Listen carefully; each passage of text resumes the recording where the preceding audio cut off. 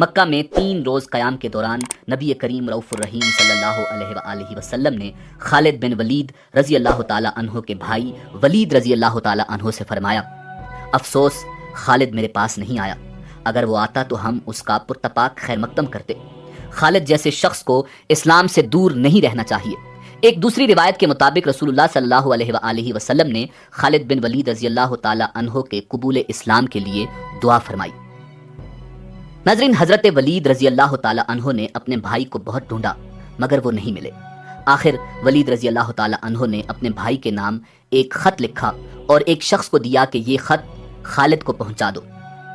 دوسری طرف خالد بن ولید رضی اللہ تعالیٰ عنہ کے دل کی کیا حالت تھی اور بھائی کے خط نے کیا کمال دکھایا، اس حوالے سے خود حضرت خالد بن ولید رضی اللہ تعالیٰ عنہ فرماتے ہیں، میں اکثر سوچا کرتا تھا کہ مجھے پیغمبر اسلام صلی اللہ علیہ وآلہ وسلم کے خلاف ہر جنگ اور ہر معاذ پر ناکامی کیوں ہوتی ہے۔ پھر آہستہ آہستہ میرے دل میں یہ خیال تقویت پکڑتا چلا گیا کہ کوئی غیبی طاقت میرے دل میں محمد عربی صلی اللہ علیہ وآلہ وسلم کے لیے جگہ بنا رہی ہے۔ پیغمبر اسلام جناب محمد الرسول اللہ صلی اللہ علیہ وآلہ وسلم جب عمرہ کے لیے مکہ میں تشریف لائے تو میں وہاں سے نکل چکا تھا، جس پر میرے بھائی نے مجھے خط لکھا جس میں تحریر تھا، مجھے تعجب ہے کہ تم اسلام سے اس قدر نفرت کرتے ہو، حالانکہ تمہارے جیسا عقل مند آدمی کبھی اسلام سے دور نہیں رہ سکتا۔ میرے بھائی، گمراہی کے اندھیرے سے نکل کر حق کی روشنی میں چلے آؤ۔ بھائی کا خط پڑھ کر میرے دل کی حالت بدل گئی اور میں رسول کائنات امام الانبیاء جناب محمد الرسول اللہ صلی اللہ علیہ وآلہ وسلم کی خدمت میں حاضر ہو کر اسلام قبول کرنے کو بےتاب ہو گیا۔ حضرت خالد بن ولید رضی اللہ تعالیٰ عنہ کے دل کو کسی پل چین نہیں تھا۔ آپ نے مکہ کے کئی با اثر افراد کو حال دل سنایا مگر کسی نے قبول اسلام کے حوالے سے آپ کی حوصلہ افزائی نہیں کی۔ پھر آپ نے دل کا حال حضرت عثمان بن طلحہ رضی اللہ تعالیٰ عنہ کو سنایا۔ وہ قبول اسلام کے لیے آپ رضی اللہ تعالیٰ عنہ کا ساتھ دینے پر راضی ہو گئے۔ یوں حضرت خالد بن ولید رضی اللہ تعالیٰ عنہ اور حضرت عثمان بن طلحہ رضی اللہ تعالیٰ عنہ حضور نبی کریم رؤوف الرحیم صلی اللہ علیہ وسلم کی خدمت میں حاضر ہونے کے لیے مکہ سے مدینہ روانہ ہو گئے۔ راستے میں ہدا کے مقام پر ان حضرات کی ملاقات حضرت عمر بن العاص رضی اللہ تعالیٰ عنہ سے ہوئی جو حبشہ سے آ رہے تھے۔ انہوں نے حضرت خالد بن ولید رضی اللہ تعالیٰ عنہ سے پوچھا، ابو سلیمان کہاں کا ارادہ ہے؟ آپ نے فرمایا، وہ قبول اسلام کے ارادے سے مدینہ جا رہے ہیں۔ حضرت عمر بن العاص رضی اللہ تعالیٰ عنہ نے بتایا کہ وہ بھی یہی ارادہ رکھتے ہیں۔ 31 مئی 628 عیسوی کا دن اسلامی تاریخ میں بے حد اہمیت رکھتا ہے۔ اس دن اسلام کے 2 عظیم جرنیل خالد بن ولید رضی اللہ تعالیٰ عنہ اور عمر بن العاص رضی اللہ تعالیٰ عنہ عثمان بن طلحہ رضی اللہ تعالیٰ عنہ کے ساتھ مدینہ منورہ میں داخل ہوئے۔ سب سے آگے حضرت خالد بن ولید رضی اللہ تعالیٰ عنہ، ان کے پیچھے عمر بن العاص رضی اللہ تعالیٰ عنہ اور ان کے بعد عثمان بن طلحہ رضی اللہ تعالیٰ عنہ تھے۔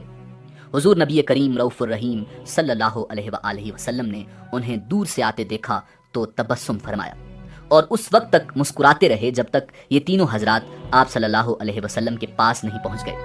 انہوں نے آ کر خدمت اقدس میں سلام عرض کیا اور کلمہ پڑھ کر مسلمان ہو گئے۔ ناظرین، صلح حدیبیہ کے بعد رسول اللہ صلی اللہ علیہ وسلم نے دعوت و تبلیغ کا دائرہ عرب کے دور دراز علاقوں اور دیگر ممالک تک بڑھانے کا فیصلہ کیا۔ رسول کریم صلی اللہ علیہ وآلہ وسلم نے کئی صحابہ کرام رضوان اللہ تعالی علیہم اجمعین کو اسلام کے دعوت نامے دے کر غیر مسلم عرب رئیسوں اور پڑوسی بادشاہوں کی طرف روانہ فرمایا۔ اسی سلسلے میں ایک خط حضرت حارث بن عمیر رضی اللہ تعالیٰ عنہ کے ہاتھ بصرہ کے عیسائی حاکم حارث بن شمر کو بھی بھیجوایا گیا۔ جب حارث بن عمیر رضی اللہ تعالیٰ عنہ بلکہ کے علاقہ موتا پہنچے تو وہاں کے عیسائی حاکم شرجیل بن عمر نے آپ رضی اللہ تعالیٰ عنہ کو گرفتار کر لیا اور سفارتی آداب و اخلاقیات کی دھجیاں اڑاتے ہوئے حضرت حارث رضی اللہ تعالیٰ عنہ کو بے دردی سے شہید کر ڈالا۔ جب حضرت حارث بن عمیر رضی اللہ تعالیٰ عنہ کی شہادت کی خبر رسول کائنات امام الانبیاء جناب محمد الرسول اللہ صلی اللہ علیہ وآلہ وسلم کو پہنچی تو آپ صلی اللہ علیہ وآلہ وسلم بے حد دکھی ہوئے۔ آپ نے حضرت زید بن حارث رضی اللہ تعالیٰ عنہ کو 3000 مجاہدین کے ساتھ حضرت حارث رضی اللہ تعالیٰ عنہ کے خون کا حساب لینے کے لیے موتا کی طرف روانہ فرمایا۔ یہ 8 ہجری کا واقعہ ہے۔ لشکر روانہ فرماتے ہوئے آپ صلی اللہ علیہ وسلم نے فرمایا، اگر دشمن سے لڑتے ہوئے زید شہید ہو جائیں تو لشکر اسلام حضرت جعفر بن ابی طالب رضی اللہ تعالی عنہ کی زیر قیادت لڑے۔ اگر حضرت جعفر رضی اللہ تعالی عنہ بھی رائے خدا میں جہاد کرتے ہوئے جام شہادت نوش کر لیں تو اسلامی فوج کی قیادت حضرت عبداللہ بن رواحہ سنبھال لیں۔ اگر وہ بھی خالق حقیقی سے جا ملیں تو مسلمان جسے چاہیں سالار لشکر چن لیں۔ شرجیل بن عمر کو جب اسلامی فوج روانہ ہونے کی اطلاع ملی تو اس نے زور و شور سے جنگی تیاریاں شروع کر دی، ساتھ ہی روم کے بادشاہ سے مدد طلب کی جو اتفاق سے ایک بڑے لشکر کے ساتھ اسی علاقے میں موجود تھا۔ شہنشاہ روم نے 1,00,000 فوجی شرجیل کی مدد کے لیے بھیج دیے۔ اسلامی لشکر جب موتا کے قریب پہنچا تو اسے دشمن کی اتنی بڑی تعداد اور وسیع پیمانے پر جنگی تیاریوں کا پتہ چلا۔ صورتحال کی سنگینی کو دیکھتے ہوئے بعض اصحاب رضوان اللہ تعالی علیہم اجمعین نے مشورہ دیا کہ نبی کریم صلی اللہ علیہ وآلہ وسلم کو حالات سے آگاہ کر کے مدینہ امداد کی درخواست کی جائے۔ اس موقع پر حضرت عبداللہ بن رواحہ رضی اللہ تعالی عنہ نے مسلمانوں کو مخاطب کر کے کہا، اے لوگو، ہمیں دشمن کی تعداد کی کیا پرواہ، ہماری تو دلی خواہش ہے کہ اللہ کے دین کی خاطر اپنی جانیں قربان کر دیں اور شہادت کا درجہ پائیں۔ ہمارا بھروسہ تو صرف اللہ پر ہے، اٹھو اللہ کا نام لو اور 2 کامیابیوں، فتح یا شہادت میں سے ایک حاصل کر لو۔ حضرت عبداللہ بن رواحہ رضی اللہ تعالی عنہ کی تقریر سن کر مجاہدین دشمن پر ٹوٹ پڑے۔ آسمان حیران تھا اور دنیا کی عسکری تاریخ پریشان تھی۔ ایک طرف 3,000 مسلمان تھے اور دوسری طرف بہترین جنگی ساز و سامان سے لیس 1,00,000 سے اوپر رومی اور عرب عیسائی فوجیوں کا جم غفیر تھا۔ مجاہدین کافروں کے لشکر پر اس شدت و بہادری سے جھپٹے کہ دشمن کی صفیں الٹ کر رکھ دی۔ سالار لشکر حضرت زید بن حارث رضی اللہ تعالی عنہ دشمنوں کو ختم کرتے ہوئے ان کی صفوں میں دور تک چلے گئے۔ آخر بے شمار کافر سپاہیوں نے انہیں گھیر لیا، مگر اللہ کے اس سپاہی نے جام شہادت نوش کرنے سے پہلے دشمن کی لاشوں کے ڈھیر لگا دیے۔ اسلامی فوج کی قیادت حضرت جعفر بن ابی طالب رضی اللہ تعالی عنہ نے سنبھال لی۔ آپ رضی اللہ تعالی عنہ ایک ہی حملے میں سینکڑوں دشمنوں کو ہلاک کرتے گئے، مگر مشکل یہ تھی کہ کفار کی تعداد بہت زیادہ تھی۔ ان کا ایک سپاہی مرتا تو اس کی جگہ 10 تازہ دم سپاہی مقابلے پر آ جاتے۔ حضرت جعفر رضی اللہ تعالی عنہ جرأت و بہادری کی نئی تاریخ رقم کر رہے تھے۔ ایک دشمن نے اچانک حملہ کر کے آپ کا دایاں بازو شہید کر دیا۔ آپ رضی اللہ تعالی عنہ نے تلوار بائیں ہاتھ میں سنبھال لی اور اسی جوش و جذبے کے ساتھ لڑتے رہے۔ حضرت جعفر رضی اللہ تعالی عنہ کو ایک بازو سے لڑتے دیکھ کر دشمنوں کی ہمت بڑھی۔ انہوں نے آپ رضی اللہ تعالی عنہ کو گھیرے میں لے کر آپ کا دوسرا بازو بھی شہید کر دیا۔ پھر اس مرد مجاہد پر بیک وقت کئی وار ہوئے اور آپ کی آرزوئے شہادت بھی پوری ہو گئی۔ ناظرین، حضرت جعفر رضی اللہ تعالی عنہ کی شہادت کے بعد حضرت عبداللہ بن رواحہ رضی اللہ تعالی عنہ نے اسلامی لشکر کی کمان سنبھالی۔ آپ نے قیادت سنبھالتے ہی دشمن پر ایسے غضبناک وار کیے کہ جو سامنے آیا جان سے ہاتھ دھو بیٹھا۔ دشمن آپ کا غیظ و غضب دیکھ کر دور سے تیر و نیزہ اور برچھیوں سے وار کرنے لگا۔ اسی دوران ایک کافر کی پھینکی ہوئی برچھی آپ کے سینے میں لگی اور یوں اسلامی لشکر کا تیسرا سپہ سالار بھی رتبہ شہادت پر فائز ہوا۔ اب اللہ کے سپاہیوں نے بنی مخزوم کے نامی گرامی بہادر اور فنون حرب و ضرب کے ماہر حضرت خالد بن ولید رضی اللہ تعالی عنہ کو امیر لشکر چن لیا۔ اپنی آنکھوں کے سامنے رسول خدا امام الانبیاء جناب محمد الرسول اللہ صلی اللہ علیہ وسلم کے منتخب کردہ 3 سپہ سالاروں کی شہادت نے آپ کو اس قدر مشتعل کر دیا تھا کہ آپ دشمن کی تعداد کو خاطر میں نہ لاتے ہوئے ہر قسم کی احتیاط بالائے طاق رکھتے ہوئے دشمن پر ٹوٹ پڑے۔ دشمن جائے پناہ ڈھونڈنے لگا، جو سامنے آیا جان سے گیا۔ آپ کے غیظ و غضب، زور بازو اور حملے کی شدت کا اندازہ اس بات سے لگایا جا سکتا ہے کہ آپ رضی اللہ تعالی عنہ نے اس روز لڑتے لڑتے دشمن پر 9 تلواریں توڑ دی۔ 10ویں تلوار نے اس روز لڑائی کے اختتام تک آپ کا ساتھ نبھایا۔ اگلے روز حضرت خالد بن ولید رضی اللہ تعالی عنہ نے ایک حیرت انگیز جنگی چال چلی۔ ایک روز پہلے جو مجاہدین اگلی صفوں میں لڑ رہے تھے انہیں پیچھے لے گئے، دونوں بازوؤں پر لڑنے والے سپاہیوں کو بھی باہم بدل دیا۔ اس سے ایک فائدہ تو یہ ہوا کہ سامنے کے تازہ دم مجاہدین نے دشمن پر بڑا ہی زوردار حملہ کیا۔ دوسرا، نئے چہرے اور ان کا جوش و ولولہ دیکھ کر دشمن سمجھا کہ مسلمانوں کو تازہ دم فوجی دستوں کی مدد پہنچ گئی ہے۔ یہ سوچ کر رومیوں اور عیسائیوں کے چھکے چھوٹ گئے۔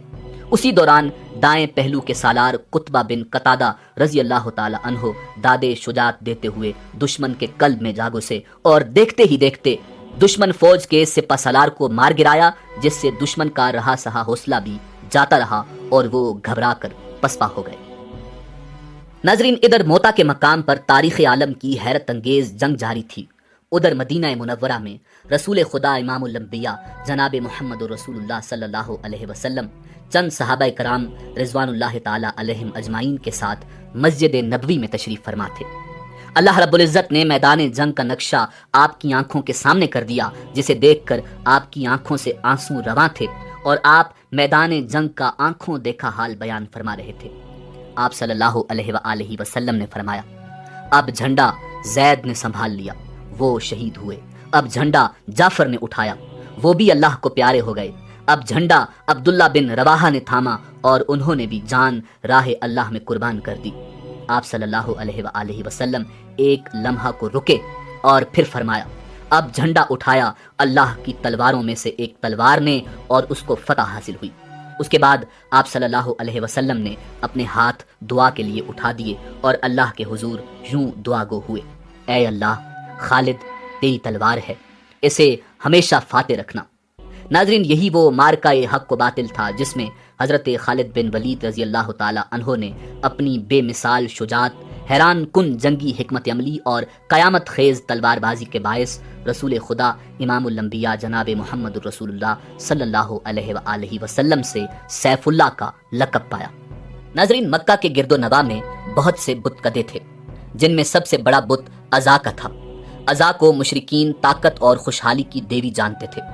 مشرکین پتھر کی اس لاچار دیوی کے حضور طاقت کے اصول اور مالی آسودگی حاصل کرنے کے لیے چڑھاوے چڑھاتے اور گڑ گڑاتے تھے۔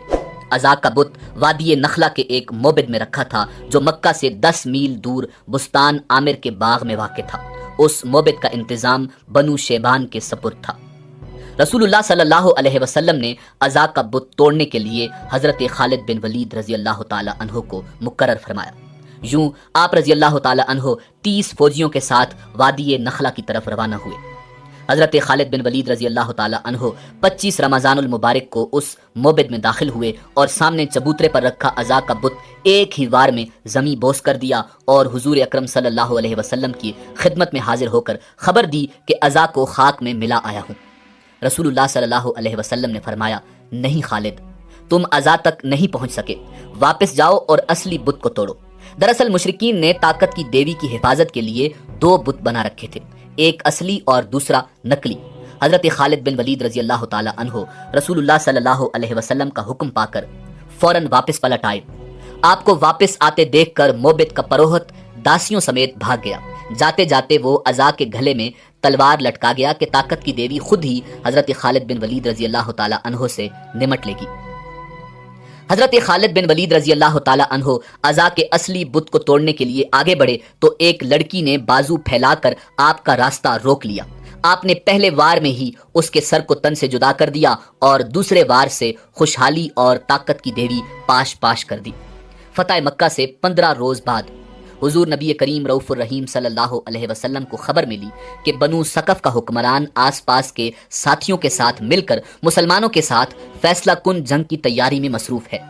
آپ صلی اللہ علیہ وسلم 12,000 مجاہدین کے ساتھ اس خطرے سے نمٹنے کے لیے 27 جنوری 630 عیسوی کو مکہ سے روانہ ہوئے اور 31 جنوری کو حنین کے قریب ایک گہری وادی میں اتر گئے۔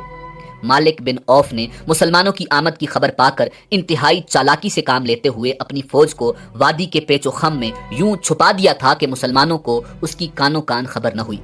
1 فروری 630 عیسوی کو اسلامی لشکر کا ہر اول دستہ، جس کی قیادت حضرت خالد بن ولید رضی اللہ تعالی عنہ کر رہے تھے، گھات میں چھپے دشمن سے بے خبر وادی حنین کے تنگ دھرے میں داخل ہوا۔ طاق میں بیٹھے دشمن نے اس پر تیروں کی بارش کر دی۔ مسلمانوں کے لیے یہ حملہ قطعی غیر متوقع تھا۔ دوسری طرف مجاہدین کا دستہ جس راستے میں داخل ہو چکا تھا وہ بے حد تنگ تھا۔ مجاہدین پر کئی اطراف سے بے تحاشا تیر برس رہے تھے۔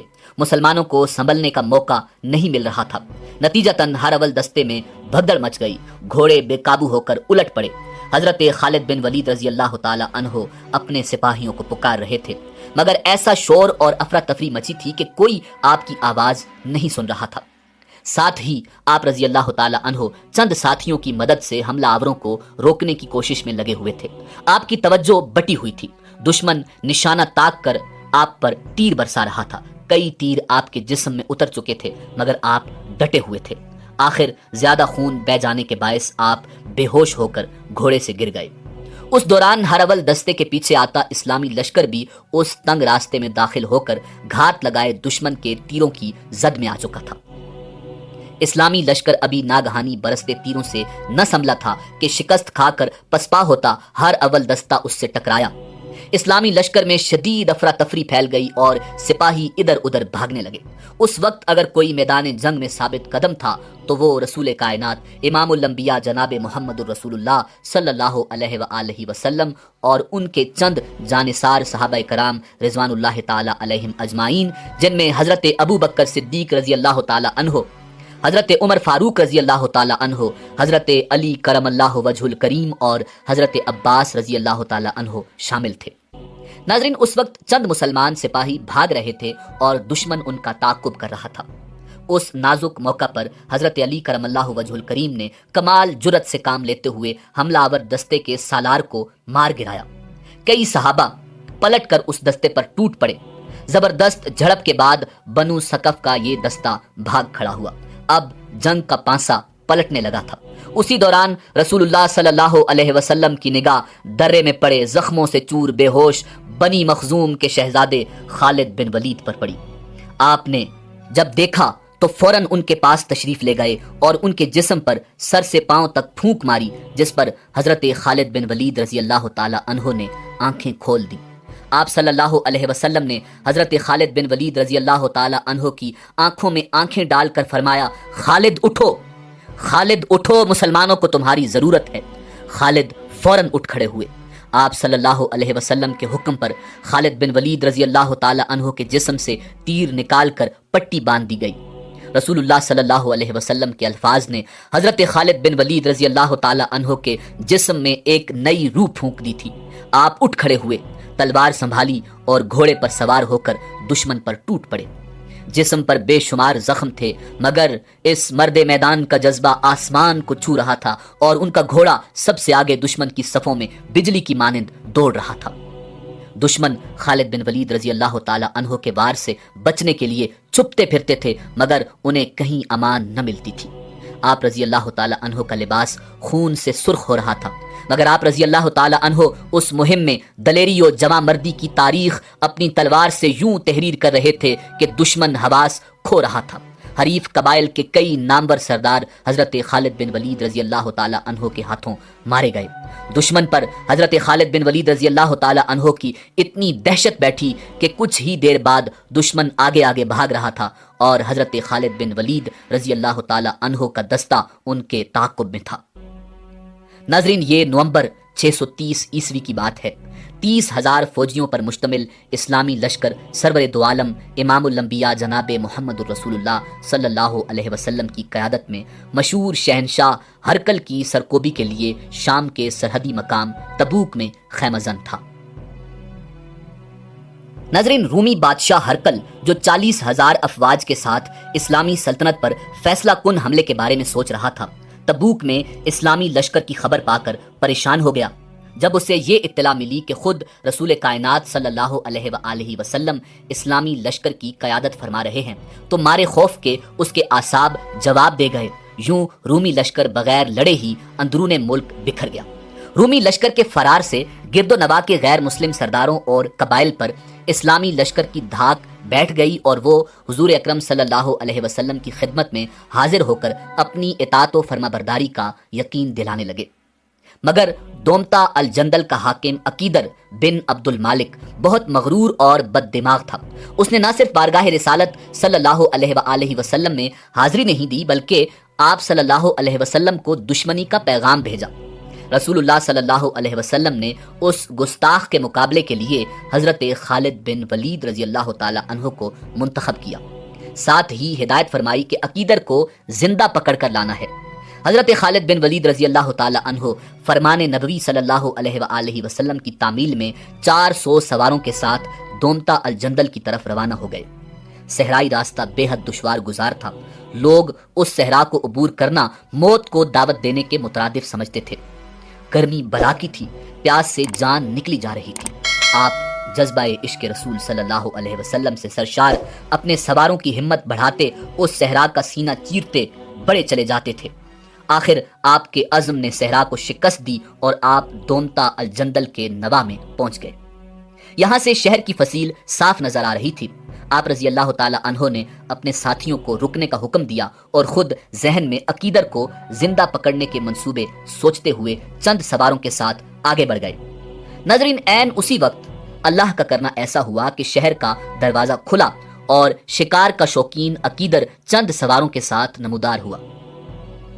حضرت خالد بن ولید رضی اللہ تعالی عنہ سمجھ گئے کہ ابھی عقیدر مجاہدین کی آمد سے بے خبر ہے اور رسول اللہ صلی اللہ علیہ وسلم کی پیش گوئی کے مطابق شکار کے لیے نکلا ہے۔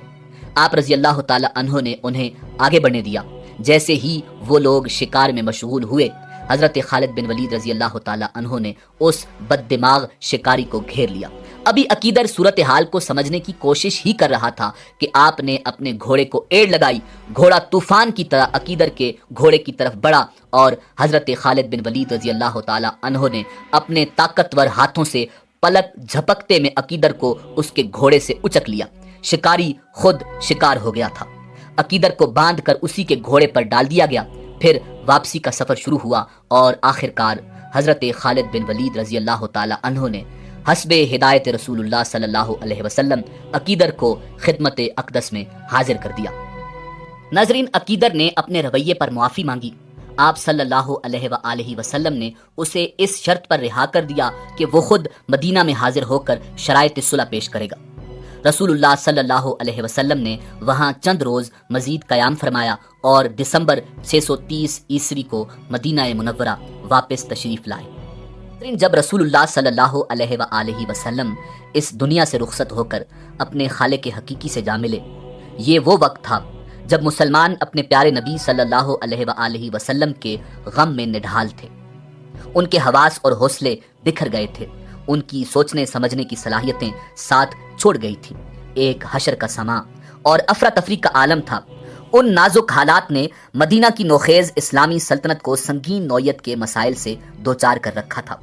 یہ مصائب اس قدر گھمبیر تھے کہ خدا نہ خواستہ سلطنت اسلامیہ کا وجود ہی خطرے میں نظر آنے لگا تھا۔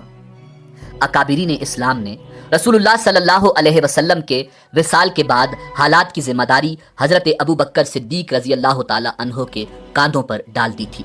اگرچہ اپنے پیارے رفیق نبی کریم رؤوف الرحیم صلی اللہ علیہ وآلہ وسلم کی جدائی پر آپ رضی اللہ تعالی عنہ کا دل بھی خون کے آنسوں رو رہا تھا، مگر حالات اس بات کے متقاضی تھے کہ حضرت ابوبکر صدیق رضی اللہ تعالی عنہ ہمت اور حوصلے سے کام لیتے ہوئے مدینہ کی نوزائیدہ اسلامی ریاست کو بچائیں۔ چونکہ اس وقت ایک طرف تو رسول اللہ صلی اللہ علیہ وسلم کی جدائی کے غم نے مسلمانوں کو ہوش و حواس سے بیگانہ کر رکھا تھا، تو دوسری طرف کفار اور منافقین نے اس موقع سے فائدہ اٹھا کر اسلام اور اسلامی ریاست کو مٹانے کے ناپاک ارادے باندھ رکھے تھے۔ کئی قبائل جن کا ایمان ابھی پختہ نہیں تھا یا پھر انہوں نے دل سے اسلام قبول نہیں کیا تھا، نبی کریم رؤوف الرحیم صلی اللہ علیہ وآلہ وسلم کے وصال کی خبر سن کر مرتد ہو گئے تھے۔ متعدد جھوٹے نبی بن بیٹھے، کوئی زکوٰۃ دینے سے انکاری تھا تو کوئی دیگر ارکان اسلام سے فرار حاصل کرنا چاہتا تھا۔ غرض ہر طرف افراتفری کا عالم تھا۔ ایسے بدترین حالات میں حضرت ابو بکر صدیق رضی اللہ تعالی عنہ نے خود کو سنبھالا اور بے مثال ہمت و حوصلے سے کام لیتے ہوئے اسلام کے خلاف اٹھ کھڑے ہونے والے اس طوفان کے سامنے ڈٹ گئے۔ آپ رضی اللہ تعالی عنہ نے اسلام دشمنوں، فسادیوں اور نبوت کے جھوٹے دعوے داروں سے نمٹنے کے لیے 11 لشکر تشکیل دیے، جن میں پہلے لشکر کا سپہ سالار بنی مخزوم کا شہزادہ خالد بن ولید رضی اللہ تعالی عنہ تھے۔ ناظرین، حضرت خالد بن ولید رضی اللہ تعالی عنہ نے سب سے پہلے طلیحہ بن خویلد کی خبر لینے کا فیصلہ کیا۔ اس بےہودہ اور کذاب شخص نے نبوت کا جھوٹا دعویٰ کر رکھا تھا۔ طلیحہ بن خویلد ایک فریب کار اور مکارانہ باتیں بنانے میں ماہر شخص تھا۔ اس نے اپنی چکنی پرفریب اور سحر انگیز باتوں سے بہت سے لوگوں کے ذہنوں پر قبضہ کر لیا تھا۔ حضرت خالد بن ولید رضی اللہ تعالی عنہ اس فتنہ کو جلد از جلد ختم کرنا چاہتے تھے، بس آپ کوچ پر کوچ کرتے اور ہفتوں کا سفر دنوں میں طے کرتے بلائے ناگہانی کی طرح جھوٹوں کے سردار طلیحہ بن خویلد کے سر پر جا پہنچے۔ حضرت خالد بن ولید رضی اللہ تعالی عنہ کی طلیحہ بن خویلد اور اس کے حواریوں کے ساتھ کئی لڑائیاں ہوئیں۔ یہ بڑے ڈھیٹ لوگ ثابت ہوئے، ادھر شکست کھا کر بھاگتے، ادھر پھر سے جمع ہو کر مقابلے پر آ جاتے۔ آخر شکست پر شکست، ایک طرف تو ان کے حوصلوں پر دراڑیں ڈالنے لگی اور دوسری طرف ان کی افرادی قوت کم ہونے لگی۔ صورتحال کو دیکھتے ہوئے طلیحہ بن خویلد نے اپنی ساری قوت یکجا کر کے حضرت خالد بن ولید رضی اللہ تعالی عنہ سے فیصلہ کن لڑائی کا ارادہ کر لیا۔ خود جناب حضرت خالد بن ولید رضی اللہ تعالی عنہ یہی چاہتے تھے کہ اس کذاب کے سارے حواری ایک جگہ جمع ہوں تو آپ اس فتنہ کو ہمیشہ کے لیے ختم کر دیں۔ آخر وہ وقت بھی آ گیا جب حق و باطل آمنے سامنے تھے۔ پھر کیا تھا، اللہ کی تلوار بجلی کی طرح حرکت میں آئی اور ایک ہی حملے میں بے شمار دشمن خاک و خون میں لوٹنے لگے۔ حضرت خالد رضی اللہ تعالی عنہ کی دیکھا دیکھی مجاہدین بھی اللہ کا نام لے کر دشمن پر ٹوٹ پڑے۔ اسلامی لشکر کا یہ حملہ اس قدر شدید اور جان لیوا تھا کہ طلیحہ بن خویلد اور اس کے حواری جان بچانے کے لیے بھیڑ بکریوں کی طرح ادھر ادھر بھاگنے لگے، مگر ان کے لیے آج کسی طرف امان نہ تھی، ان کی اکثریت ماری گئی۔ طلیحہ بن خویلد خود حضرت خالد بن ولید رضی اللہ تعالی عنہ کے ہاتھوں ذلت آمیز شکست کھا کر جان بچانے کے لیے شام کی طرف بھاگ نکلا۔ ناظرین، ایک روایت کے مطابق بعد ازاں طلیحہ بن خویلد توبہ کر کے سچے دل سے مسلمان ہو گیا تھا اور اس نے باقی زندگی مسلمان کی حیثیت سے بسر کی اور اسی حالت میں دنیا سے رخصت ہوا۔ ناظرین، طلیحہ بن خویلد سے نمٹنے کے بعد حضرت خالد بن ولید رضی اللہ تعالی عنہ نے مالک بن نویرہ کا رخ کیا۔ یہ شخص قبیلہ بنو تمیم کا سردار تھا اور رسول اللہ صلی اللہ علیہ وآلہ وسلم کے وصال کے بعد زکوٰۃ دینے سے منکر ہو گیا تھا اور مسلمان لشکر کے خلاف لڑنے پر آمادہ تھا۔ خالد بن ولید رضی اللہ تعالی عنہ کی سپہ سالاری میں مسلمان مجاہدین نے مالک بن نویرہ پر حملہ بول دیا۔ دیکھتے ہی دیکھتے بزدلوں اور مرتدوں کا یہ ٹولہ میدان چھوڑ کر بھاگ نکلا۔ بھاگنے والوں میں سے اکثریت مجاہدین کے ہاتھوں ماری گئی۔ اس مارکہ میں مارے جانے والوں میں خود مالک بن نویرہ بھی شامل تھا۔ اسلام کا ایک اور دشمن اپنے حواریوں سمیت حضرت خالد بن ولید رضی اللہ تعالی عنہ کے ہاتھوں اپنے انجام کو پہنچا۔ ناظرین، اب حضرت خالد بن ولید رضی اللہ تعالی عنہ نے مسیلمہ کذاب کے ساتھ دو دو ہاتھ کرنے کا فیصلہ کیا۔ مسیلمہ کذاب انتہائی جھوٹا، مکار اور فریبی شخص تھا۔ اس بد فطرت کی فریب کاریوں کا اندازہ اس بات سے لگایا جا سکتا ہے کہ اس نے نہ صرف معاذ اللہ نبوت کا جھوٹا دعویٰ کر رکھا تھا، بلکہ اس بےہودہ شخص نے نبی کریم صلی اللہ علیہ وآلہ وسلم پر یہ بہتان لگایا تھا کہ آپ صلی اللہ علیہ وسلم نے اسے اپنا سانجی اور شریک بنا رکھا تھا۔ اس نے اپنا ایک باقاعدہ لشکر تشکیل دیا جو نہ صرف تعداد کے لحاظ سے ایک بڑا لشکر تھا بلکہ جدید اور وافر جنگی سامان سے بھی لیس تھا۔ ناظرین، اصل میں اس کذاب کی سرکوبی کے لیے خلیفہ اول حضرت ابوبکر صدیق رضی اللہ تعالی عنہ نے حضرت اکرمہ رضی اللہ تعالی عنہ کو مقرر کیا تھا اور ان کی مدد کے لیے حضرت شرجیل رضی اللہ تعالی عنہ کو روانہ کیا تھا اور فرمایا کہ جب تک حضرت شرجیل رضی اللہ تعالی عنہ وہاں نہ پہنچیں مسیلمہ کے ساتھ جنگ نہ چھیڑی جائے، مگر حضرت اکرمہ رضی اللہ تعالی عنہ نے جوش میں آ کر حضرت شرجیل رضی اللہ تعالی عنہ کے آنے سے پہلے ہی مسیلمہ کذاب کی فوج پر حملہ کر دیا۔ ایک تو حضرت اکرمہ کے پاس فوجیوں کی تعداد بہت کم تھی، دوسرا وہ بہت زیادہ جنگی تجربہ بھی نہیں رکھتے تھے، جس وجہ سے حضرت اکرمہ رضی اللہ تعالی عنہ کو مسیلمہ کذاب کے ہاتھوں شکست کا سامنا کرنا پڑا۔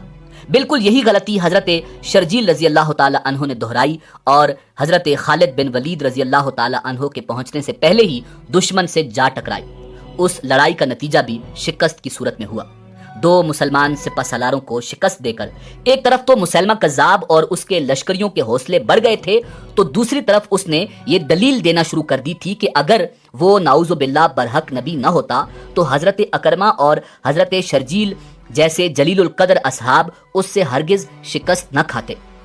اس کا نتیجہ یہ نکلا کہ سادہ لوگ اس کذاب کے جھانسے میں آسانی سے آنے لگے، جن کی بدولت اس کی فوجی اور سیاسی قوت بڑھنے لگی۔ اب اس کذاب کے فتنے کا فوری خاتمہ بہت ضروری ہو گیا تھا۔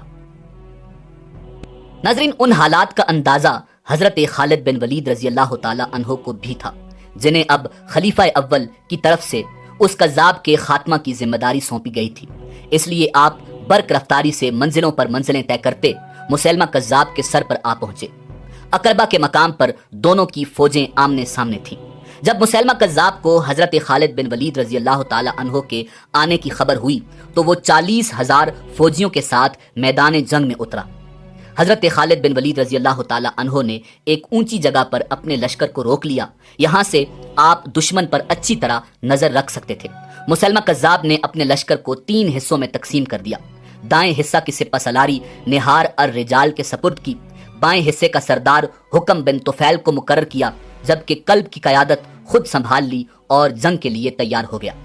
حضرت خالد بن ولید رضی اللہ تعالی عنہ نے سب سے پہلے مسیلمہ کذاب اور اس کے پیروکاروں کو دین حق کی دعوت دی۔ جواب میں مسیلمہ کذاب نے مسلمانوں کو اپنے خود ساختہ دین کی طرف بلایا، پھر دونوں لشکر آمنے سامنے صفارہ ہو گئے۔ مسیلمہ کذاب ایک فریبی اور مکار شخص ہی نہیں بلکہ بطور جنگی ماہر کے اس نے بڑا نام پیدا کیا تھا۔ اس نے جنگ کی چال چلی تاکہ مجاہدین تھک جائیں تو ان پر دائیں بائیں سے طوفانی حملے کر کے تہس نہس کر دیا جائے۔ اس کے برعکس حضرت خالد بن ولید رضی اللہ تعالی عنہ نے سامنے سے سیدھا حملہ کرنے کا فیصلہ کیا۔ تاہم آپ رضی اللہ تعالی عنہ نے اپنے لشکر کو 3 حصوں میں تقسیم کیا۔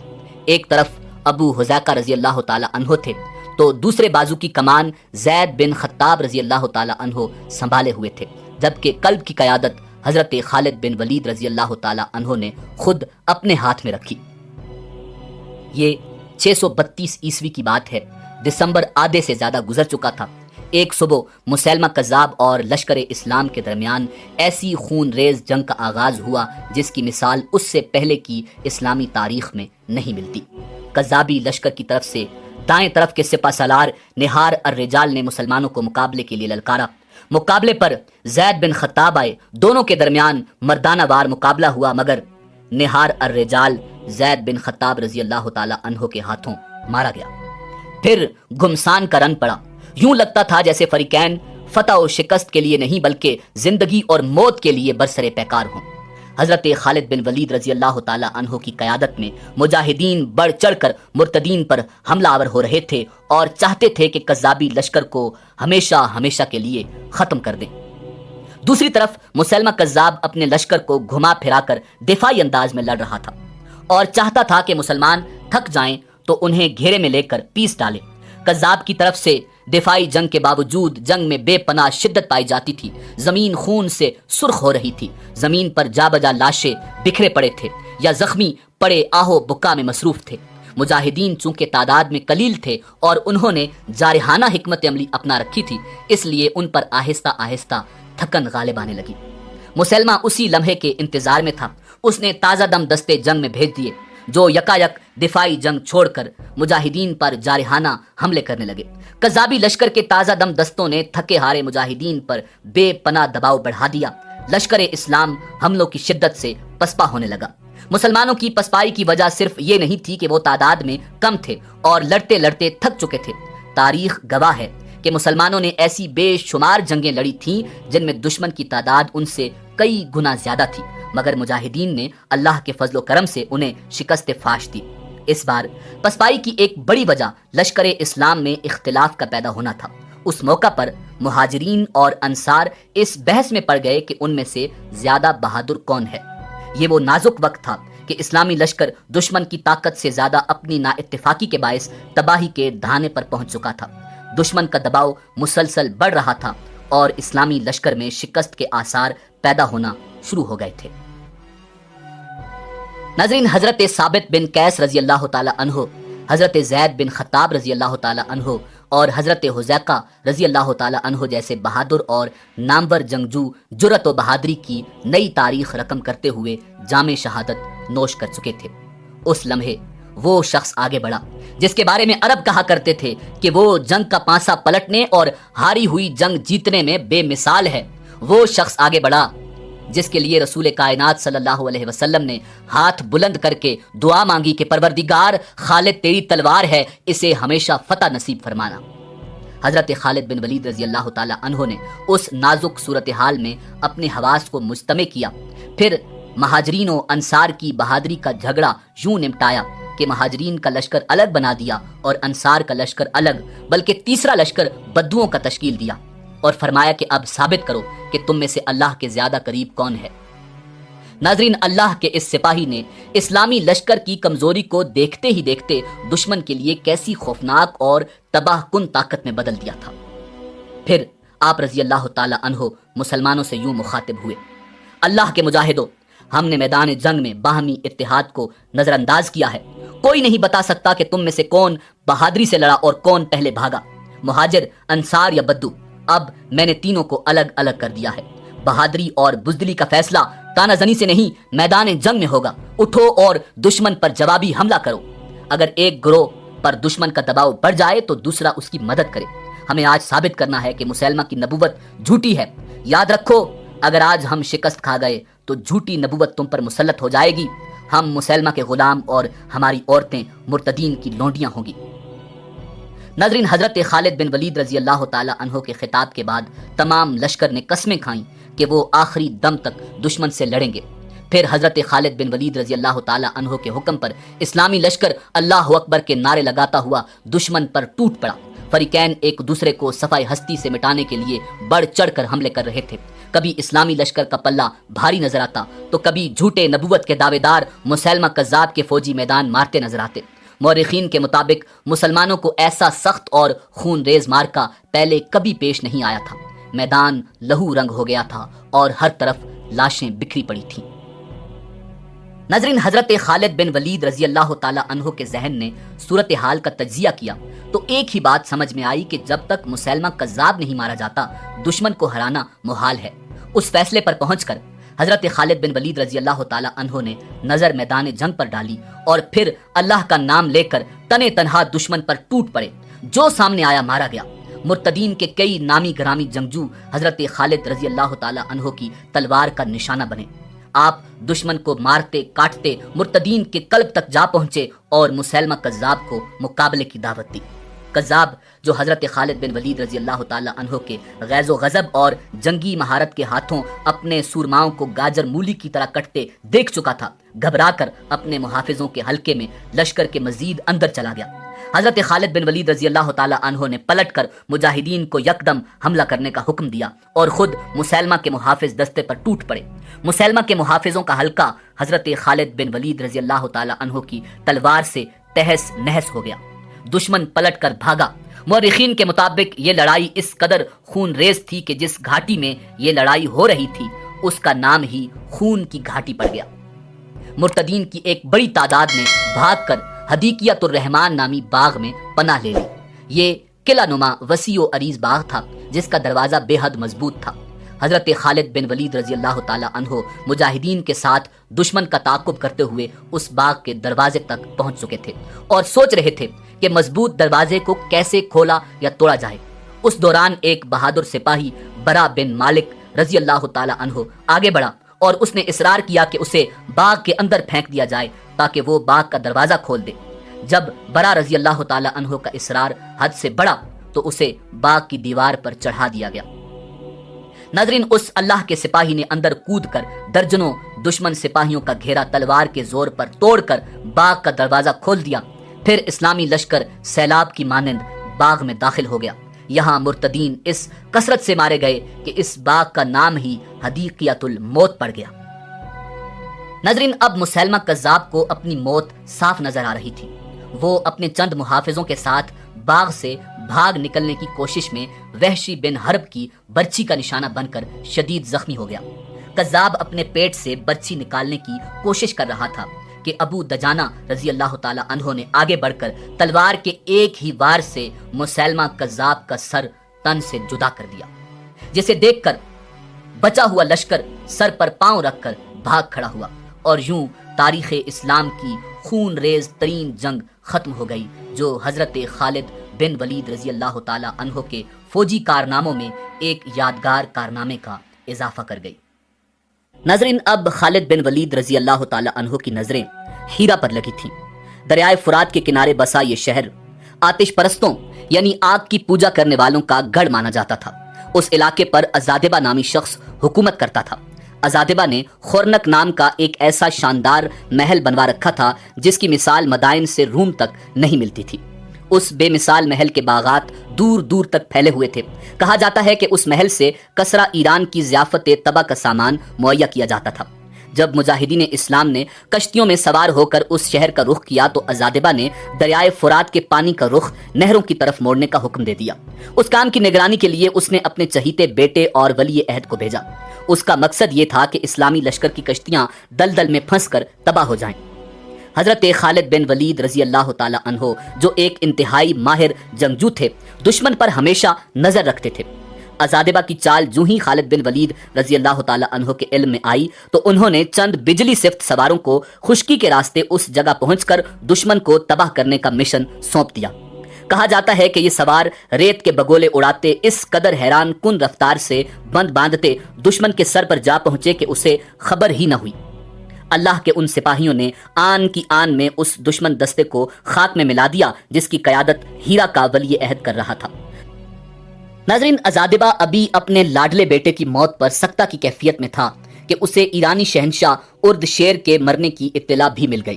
یکے بعد دیگرے ان وحشتناک خبروں نے ازادبہ کے حواس چھین لیے اور وہ اپنا سب کچھ چھوڑ چھاڑ کر نامعلوم منزلوں کا رائی ہو گیا۔ کہا جاتا ہے کہ اسے آخری بار مدائن جانے والے راستے پر دیکھا گیا تھا۔ خالد بن ولید رضی اللہ تعالی عنہ جب خورنک کے شہرۂ آفاق محل میں پہنچے تو اسے اپنے مکینوں کی بے وفائی پر افسردہ اور اجڑا ہوا پایا۔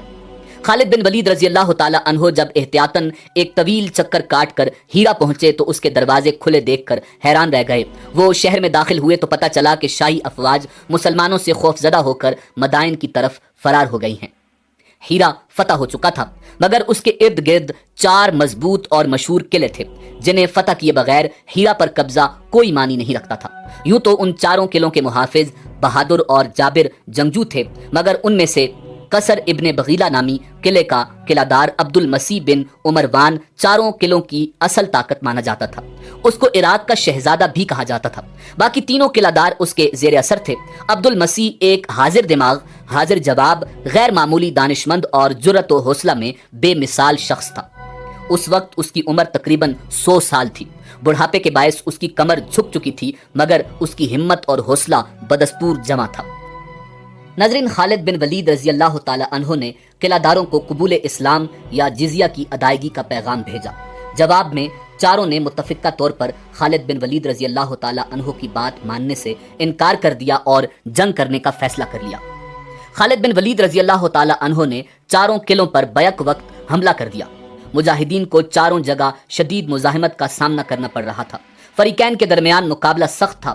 خالد بن ولید رضی اللہ تعالی عنہ 4 قلعوں کو ایک ہی روز میں فتح کرنے کے خواہش مند تھے مگر قلعوں کی بلند فصیلوں سے مجاہدین پر تیروں اور منجنیقوں کے ذریعے مٹی اور پتھر کے گولے کی بارش ہو رہی تھی۔ دوسری طرف مجاہدین کے بلندی کی طرف چلائے جانے والے تیر اس طرف کارگر نہیں ہو رہے تھے۔ اس صورتحال سے دشمن کے حوصلے بلند تھے۔ ادھر یہ حالات خالد بن ولید رضی اللہ تعالی عنہ سے بھی پوشیدہ نہ تھے۔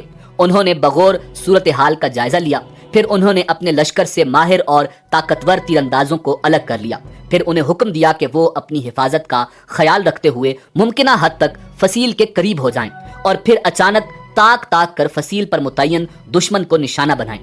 خالد بن ولید رضی اللہ تعالی عنہ کی ماہرانہ جنگی حکمت عملی کے نتیجے میں دیکھتے ہی دیکھتے فصیل پر پہرا دیتے درجنوں سپاہی موت کے گھاٹ اتر گئے۔ تیر انداز مجاہدین کا یہ حملہ اس قدر اچانک، شدید اور مؤثر تھا کہ دشمن گھٹنے ٹیکنے پر مجبور ہو گیا۔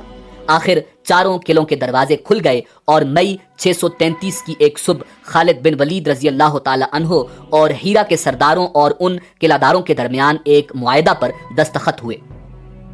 معاہدے کے تحت ہیرا نے سالانہ 1,90,000 درہم ادا کرنے تھے جبکہ بدلے میں اسلامی فوج نے ہیرا کے تحفظ کی ذمہ داری قبول کی۔ ہیرا اور ان 4 قلعوں پر فتح پانے کے بعد خالد بن ولید رضی اللہ تعالی عنہ نے عرب سے باہر ہیرا کو پہلے اسلامی دارالحکومت کا درجہ دے دیا۔ خالد بن ولید رضی اللہ تعالی عنہ نے یہاں کا نظم و نسق مقامی سرداروں ہی کے ہاتھ رہنے دیا اور اپنی ساری توانائیاں ارد گرد کے علاقہ کو فتح کرنے میں صرف کر دی۔ انہوں نے اسلامی لشکر کو کئی حصوں میں بانٹ کر آس پاس کے سارے علاقے پر قبضہ کر لیا۔ اس طرح جون 633 عیسوی کے آخر تک دجلہ اور فرات کا تمام درمیانی علاقہ ہیرا کی اس اسلامی ریاست کے زیر نگیں آ چکا تھا۔ ناظرین، خالد بن ولید رضی اللہ تعالی عنہ خلیفۃ الرسول جناب سیدنا ابو بکر صدیق رضی اللہ تعالی عنہ کا پیغام پڑھ کر بے حد پریشان تھے۔ حضرت ابو بکر صدیق رضی اللہ تعالی عنہ نے انہیں پیغام بھیجا تھا کہ جب تک ایاز بن غنم کا لشکر دومتا الجندل کی مہم سر کر کے تم سے نہیں آ ملتا، مدائن کی طرف پیش قدمی نہ کرنا۔ خالد بن ولید رضی اللہ تعالی عنہ علاقے کی صورتحال پر گہری نظر رکھے ہوئے تھے۔ انہیں صاف نظر آ رہا تھا کہ اگر مدائن کو اس وقت یوں ہی چھوڑ دیا گیا تو صدیوں کی شہنشاہت کے زیر اثر رہنے والی وسیع علاقے پر پھیلی ان آبادیوں میں بغاوت پھوٹ پڑے گی اور اتنے بڑے رقبہ پر پھیلنے والی بغاوت سے نمٹنا محال ہوگا۔ یہ حالات نہ صرف خود خالد بن ولید رضی اللہ تعالی عنہ اور ان کی فوج کے لیے انتہائی خطرناک ہوں گے، بلکہ ایاز بن غنم کا لشکر بھی سنگین خطرات میں آ جائے گا۔ ناظرین، خالد بن ولید رضی اللہ تعالی عنہ کی پریشانی کی وجہ یہ تھی کہ ایک طرف تو خلیفۃ الرسول رضی اللہ تعالی عنہ کا حکم تھا جسے وہ نظر انداز نہیں کرنا چاہتے تھے، جبکہ دوسری طرف حالات مدائن کے خلاف فوری کارروائی کے حق میں تھے۔ تیسری طرف اس بات کا ذرا بھی امکان نظر نہیں آ رہا تھا کہ ایاز بن غنم جلد ہی دومتا الجندل کے خلاف کامیابی حاصل کر لیں گے۔ حضرت خالد بن ولید رضی اللہ تعالی عنہ کچھ دیر گہری غور و فکر میں ڈوبے رہے، پھر ایک فیصلے پر پہنچ گئے۔ انہوں نے مجاہدین کو اپنے فیصلے سے آگاہ کرتے ہوئے کہا، خلافت مدینہ کا احترام اپنی جگہ مسلم ہے، مگر حالات ایسے ہیں کہ ہم ایاز بن غنم کی فوج کا انتظار نہیں کر سکتے۔ اللہ کی قسم، کسرا کی فوج ہم سے خائف ہے۔ دوسری طرف اہل مدائن تخت نشینے کے جھگڑوں میں پڑے ہیں۔ یہ صورتحال تقاضا کرتی ہے کہ دشمن کو طاقتور ہونے سے پہلے کچل دیا جائے۔ اسی وقت ایرانی فوج کی زیادہ تر نفری ریاست کے دو بڑے شہروں عین التمر اور الانبار میں تھی۔ عین التمر ہیرا کے قریب واقع تھا، جبکہ الانبار کا فاصلہ اس سے 2 گنا تھا۔ فرات کے کنارے واقع الانبار اہم ترین تجارتی شہر تھا، اس میں غلے کے بڑے بڑے ذخائر تھے۔ خالد بن ولید رضی اللہ تعالی عنہ نے اللہ کا نام لے کر جون 633 عیسوی کے آخر میں تقریباً 9000 مجاہدین کے ساتھ مدائن کی طرف کوچ کیا۔ اس وقت خالد بن ولید رضی اللہ تعالی عنہ خلافت مدینہ کا حکم مان کر مدائن کے خلاف کارروائی کا آغاز نہ کرتے تو علاقے میں مسلمانوں کی فتح شکست میں تبدیل ہو سکتی تھی اور اس سے ایاز بن غنم کو بھی شدید نقصان پہنچنے کا خدشہ تھا۔ ناظرین، خالد بن ولید رضی اللہ تعالی عنہ نے سب سے پہلے الانبار کو فتح کرنے کا فیصلہ کیا، جس تک پہنچنے کے لیے شیرزاد سے نمٹنا ضروری تھا۔ خالد رضی اللہ تعالی عنہ کوچ در کوچ کرتے ہوئے فرات کے کنارے واقع اس شہر کے نواح میں جا پہنچے۔ وہاں پہنچ کر حضرت خالد بن ولید رضی اللہ تعالی عنہ نے حسب روایت کسرا اور مدائن کے حکام کو پیغامات بھیجوائے، جن میں کہا گیا تھا، نجات صرف مدینہ کی اطاعت میں ہے، قبول اسلام یا قبول جزیہ، دونوں میں سے ایک کا انتخاب کر لو، یہی تمہارے حق میں بہتر ہے۔ جواب نفی میں ملا۔ اس پر خالد بن ولید رضی اللہ تعالی عنہ نے اپنے تیر اندازوں کے خصوصی دستے طلب کر لیے۔ ان تیر اندازوں کی خصوصیت یہ تھی کہ وہ جسمانی طور پر انتہائی مضبوط اور طاقتور تھے اور بہت دور سے اپنے ہدف کو ٹھیک ٹھیک نشانہ بنانے میں جواب نہیں رکھتے تھے۔ خالد بن ولید رضی اللہ تعالی عنہ نے ایسے 1000 تیر اندازوں کو حکم دیا کہ وہ خندق کے قریب اس انداز میں جائیں جیسے خندق عبور کرنے یا جائزہ لیتے جا رہے ہوں، پھر یہاں سے اچانک اور بیک وقت فصیل کے محافظوں کی آنکھوں کو نشانہ بنائیں۔ پھر 1000 تیر انداز خندق کے پاس گئے اور پیشتر اس کے کہ دشمن ان کی منشا سمجھ پاتا، 1000 تیر فصیل کی حفاظت پر مامور مجوسیوں کی آنکھوں میں اتر گئے۔ جب وہ چیخو پکار کرتے قلعے کے اندر گئے تو وہاں موجود لوگوں کے چہرے خوف اور دہشت سے پیلے پڑ گئے۔ خود شیرزاد اس قدر خوف زدہ ہوا کہ فوراً چند شرائط پر حضرت خالد بن ولید رضی اللہ تعالی عنہ کو صلح کی پیشکش کر دی۔ خالد بن ولید رضی اللہ تعالی عنہ نے جواباً پیغام دیا کہ مفتو کو شرائط پیش کرنے کا کوئی حق نہیں۔ پھر خالد بن ولید رضی اللہ تعالی عنہ نے خود خندق کا جائزہ لیا اور اس کا نسبتاً کم چوڑا حصہ منتخب کیا، پھر کمزور اور بیمار اونٹوں کو ذبح کر کے اس میں پھینکوا دیا، یوں خندق کا وہ حصہ بھر گیا۔ پھر دیکھتے ہی دیکھتے خالد بن ولید اپنے مخصوص تیر اندازوں کے ساتھ اس انوکھے پل سے خندق عبور کر گئے۔ جب دشمن نے دیکھا کہ مسلمان تیروں کو خاطر میں نہ لاتے ہوئے خندق عبور کر رہے ہیں تو ان کا رہا سہا حوصلہ بھی جواب دے گیا۔ وہ بھیڑ بکریوں کی طرح ادھر ادھر بھاگنے لگے۔ مجوسی سپہ سالار نے فوج کے ایک حصے کو حکم دیا کہ وہ قلعہ سے نکل کر خندق عبور کرتے مسلمانوں کو روکے۔ قلعے کا دروازہ کھلتے دیکھ کر خالد بن ولید رضی اللہ تعالی عنہ نے قلعہ سے باہر آتے شخص کو آڑے ہاتھوں لیا۔ خالد بن ولید کی زیر قیادت مسلمانوں نے ان مجوسی سپاہیوں کو دیکھتے ہی دیکھتے تہ تیغ کر دیا۔ دشمن کی لاشیں خندق میں پھینک دی گئیں، جس کے نتیجے میں اونٹوں سے بنا پل مزید چوڑا ہو گیا۔ قلعہ دار نے گھبرا کر قلعہ کا کھلا دروازہ فوراً بند کر دیا۔ ناظرین، قلعہ بند دشمن کی حالت خوف و دہشت کے مارے خراب ہو رہی تھی۔ اب وہ فتح تو دور کی بات، لڑائی کا بھی نہیں سوچ رہے تھے۔ انہیں کوئی فکر تھی تو بس جان بچانے کی۔ قلعہ والوں کی حالت عجیب و غریب تھی۔ ایک طرف شیرزاد پریشانی کے عالم میں ٹہل رہا تھا، دوسری طرف زخمیوں کی آہ و بکا، اور تیسری طرف ہلاک ہونے والوں کے عزیز و اقارب کا رونا اعصاب کا امتحان لے رہا تھا۔ آخر شیرزاد کا حوصلہ جواب دے گیا۔ اس نے حضرت خالد بن ولید رضی اللہ تعالی عنہ سے امان کی درخواست کی۔ جناب حضرت خالد بن ولید رضی اللہ تعالی عنہ نے فرمایا، میں شیرزاد کو اس کے خاندان اور سپاہیوں کے ساتھ اس طرح شہر سے جانے کی اجازت دیتا ہوں کہ ان کے پاس گھوڑوں کے سوا کچھ نہ ہو اور وہ ہماری فوج کے سامنے سے گزریں۔ ناظرین، جولائی 633 عیسوی کی گرم صبح شیرزاد گردن جھکائے اپنے اہل خانہ اور بچی کھچی فوج کے ساتھ شہر چھوڑ گیا۔ خالد بن ولید رضی اللہ تعالی عنہ مجاہدین کے ساتھ اللہ اکبر کے نعرے لگاتے فاتحانہ انداز میں شہر میں داخل ہو گئے۔ شہریوں نے مسلمانوں کی اطاعت قبول کر لی۔ خالد بن ولید رضی اللہ تعالی عنہ نے اپنے نائب زبرقان بن بدر کو یہاں کا امیر مقرر کیا اور خود عین التمر کی طرف کوچ کر گئے۔ ناظرین، ایاز بن غنم رضی اللہ تعالی عنہ دومت الجندل کی مہم میں بری طرح پھنسے ہوئے تھے۔ اس شہر کو زیر کرنے کے لیے ان کی ہر کوشش ناکام رہی تھی۔ آخر تنگ آ کر ایاز بن غنم رضی اللہ تعالی عنہ نے حضرت خالد بن ولید رضی اللہ تعالی عنہ کو مدد کے لیے پکارا۔ جب خالد بن ولید رضی اللہ تعالی عنہ کو ایاز بن غنم رضی اللہ تعالی عنہ کا پیغام ملا تو وہ مدائن پر حملے کا سوچ رہے تھے، مگر ایاز رضی اللہ تعالی عنہ کی مدد ناگزیر تھی۔ کچھ دیر سوچ بچار کے بعد حضرت خالد رضی اللہ تعالی عنہ نے جواب بھیجا، ایاز ذرا صبر کرو، تلواریں لہراتے دستے برق رفتاری سے تمہاری مدد کے لیے پہنچ رہے ہیں۔ پھر خالد رضی اللہ تعالی عنہ نے ادیم کو عین التمر کا امیر بنایا اور خود محض 6000 منتخب سواروں کے ساتھ دومت الجندل کی طرف کوچ کر گئے۔ اللہ کے سپاہیوں کا یہ مختصر سا لشکر ہوا سے باتیں کرتا ہوا صرف 10 روز میں عقیدر بن مالک کے سر پر پہنچ گیا۔ ناظرین، یہ وہی عقیدر بن مالک تھا جس نے رسول خدا امام الانبیاء جناب محمد الرسول اللہ صلی اللہ علیہ وسلم کے دور میں بھی اکڑ دکھائی تھی، اور آپ صلی اللہ علیہ وسلم کے حکم پر خالد رضی اللہ تعالی عنہ زندہ پکڑ کر بارگاہ رسول پاک صلی اللہ علیہ وسلم میں پیش کر چکے تھے۔ اسی وقت اس نے اپنے رویے پر معذرت کر کے اطاعت قبول کر لی تھی، مگر نبی کریم رؤوف الرحیم صلی اللہ علیہ وسلم کے اس دنیا سے پردہ فرمانے کے بعد یہ گستاخ پھر سے مسلمانوں کے خلاف ہو گیا تھا۔ دومت الجندل میں اس وقت عقیدر بن مالک کے لشکر کے علاوہ بڑے بڑے عیسائی قبائل اور بت پرستوں کے جنگجو بھی باری تعداد میں موجود تھے۔ عقیدر بن مالک کو جب حضرت خالد بن ولید رضی اللہ تعالی عنہ کی آمد کا پتہ چلا تو وہ خوفزدہ ہو گیا۔ اس نے جودی بن ربیعہ اور دیگر سالاروں کو مشورہ دیا کہ خالد رضی اللہ تعالی عنہ جنگی مہارت میں جواب نہیں رکھتے اور فتح ہمیشہ ان کے قدم چومتی ہے، اس لیے مناسب یہ ہے کہ مسلمانوں سے صلح کر لی جائے۔ مگر جودی اور اس کے دیگر سالاروں کا چونکہ کبھی خالد رضی اللہ تعالی عنہ سے پالا نہیں پڑا تھا، اس لیے وہ جنگ کرنے کے لیے اڑے رہے۔ ان کا کہنا تھا کہ خالد رضی اللہ تعالی عنہ کا مختصر لشکر طویل سفر کے بعد یہاں پہنچا ہے، لہٰذا بہت تھکا ہوا ہوگا، اس لیے اسے شکست دینا مشکل نہیں۔ ناظرین، یوں دومت الجندل کے باہر میدان سج گیا۔ جودی اور ودیع خالد بن ولید رضی اللہ تعالی عنہ کے مقابلے پر آئے، جبکہ ابن حضرجان اور ابن الاہم ایاز بن غنم رضی اللہ تعالی عنہ کے خلاف میدان میں اترے۔ خالد بن ولید رضی اللہ تعالی عنہ کو اصل فکر مدائن کی تھی، جہاں وہ کام ادھورا چھوڑ کر آئے تھے، اس لیے وہ جلد از جلد دومت الجندل کا قصہ ختم کرنا چاہتے تھے۔